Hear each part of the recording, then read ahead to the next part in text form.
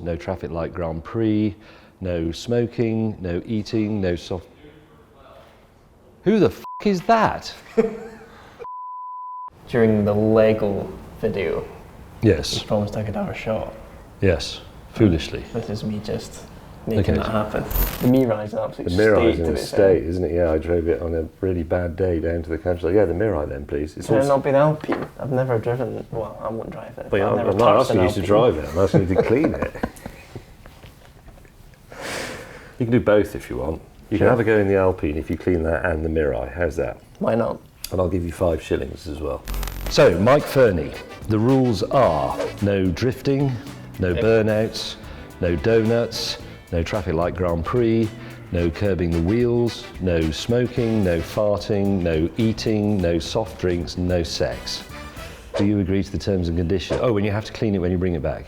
Okay, fair enough. I've wanted to have a go in one of these for months, so I'm happy to sign that contract. Okay. Are you ticking the box that says I agree to the terms and conditions? Absolutely. Thank you very much. If you bin it, just don't come back. I'll give you my Mondeo.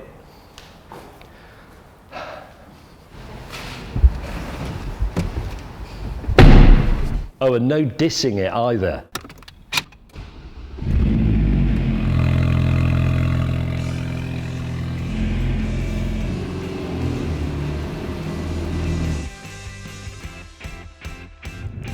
Now, it's not every day that you get to drive one of your motoring heroes' cars. Although I am technically colleagues with James, he is a hero of mine. I grew up during that amazing Top Gear era, and I was that kid that sat on Dave and watched all the reruns. So there's certain episodes of Top Gear that I can recite completely off the top of my head, as I'm sure many of you can as well.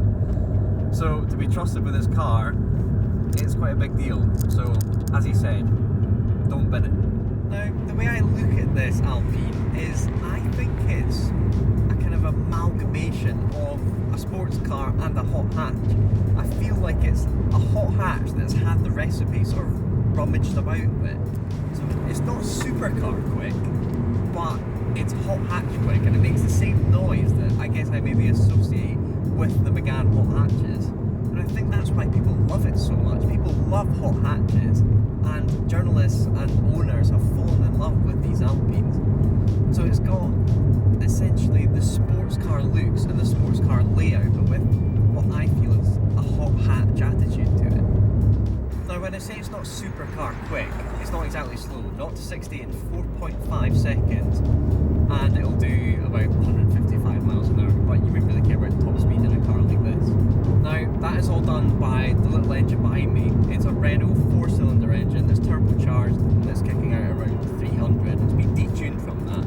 But in a car this light, and when you get it in the right gear with these lovely paddles, you are off. So what am I going to do with this car? Well, I'm going to take it into the country and we're going to do a bit of an errand on Drive Tribe's behalf. We're going to go to DM Historics, who's a friend of Drive Tribes, and it's a very, very special place. They restore and service particularly Jaguar E-Types, but a whole host of classic cars. So we're going to head down there and check out what they've got in stock.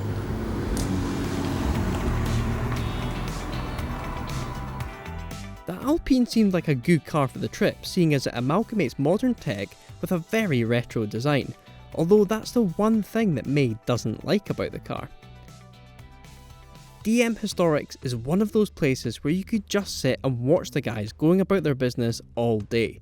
The building is shared with E-Type UK, meaning that the place is packed full of classic Jags. We counted 13 on arrival just in the one workshop. The DM guys have their own stock, however, and on the day there was a Daimler 66, a beastly Mustang, and a scrumptious trio of cars in their showroom.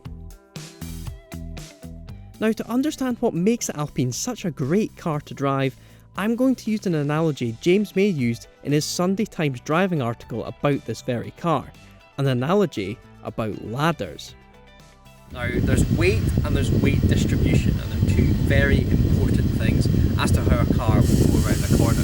This is a very lightweight car, and this is what you'd call a heavyweight car, a big GT, a fairly stunning Aston Martin DB9. Now, James May's analogy was about ladders. Imagine you pick up a big, heavy wooden ladder and you have it on your waist and you're swinging it about as if it's about to hit someone.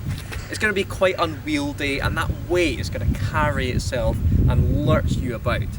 Now, the Alpine, on the other hand, is a nice modern aluminium ladder. Now, if you've got that by your waist, it's going to be easy to move and you're going to be nice and manoeuvrable, and you can pivot wherever you want. So Aston, big heavy wooden ladder, really hard to move, probably going to lumber into something. Alpine, nice, lightweight, and you can stay agile. Next thing, weight distribution. The Alpine has got the engine right in the middle. So the way to think about this is you have your ladder and we're introducing some paint cans. The Alpine has got the paint cans right in the middle on a hook. The Aston has the paint cans hooked on the front of the ladder. It's a front engine car. So if you think about trying to move it around, it's going to be front heavy and it's going to be really unwieldy, and you're really going to have to think about what you're doing, especially when moving fast. Now let's introduce a third car over there.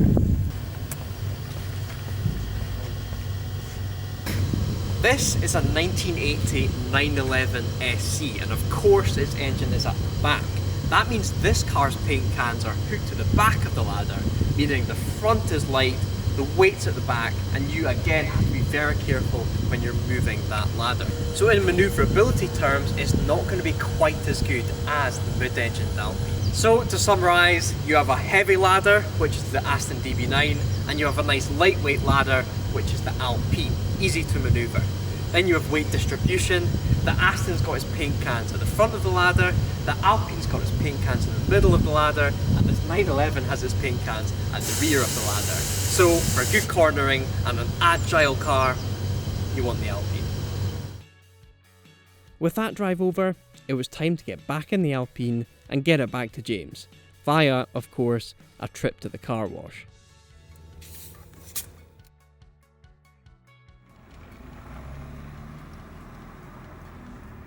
Now I hope you guys have enjoyed this little day out in May's car, but I want to know from you guys, if you could have one of James May's cars from when you knew him in the top of your days until now, what would it be? Would it be that little original Boxster he had? Would it be one of his 911s? Would it be the Tesla Model S, his brand new car? Would it be this Alpine A110? Tell us in the comments below.